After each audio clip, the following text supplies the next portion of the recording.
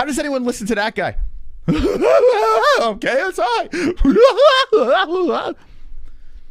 Who's not fighting Dillon Danis.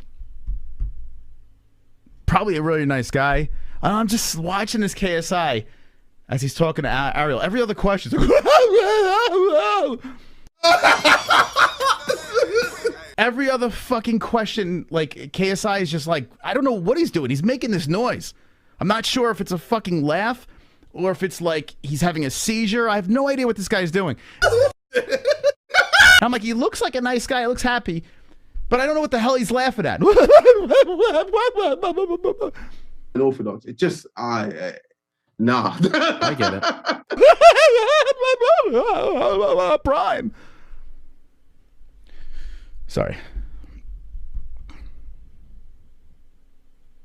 Might have to make that a short.